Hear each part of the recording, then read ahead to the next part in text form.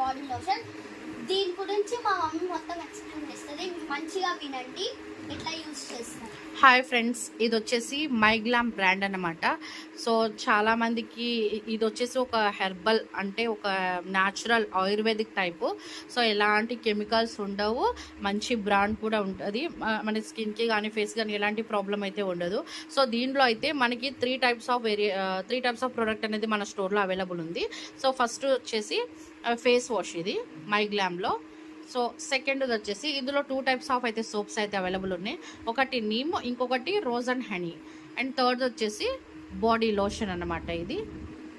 So చూడండి ఈ 3 products అయితే.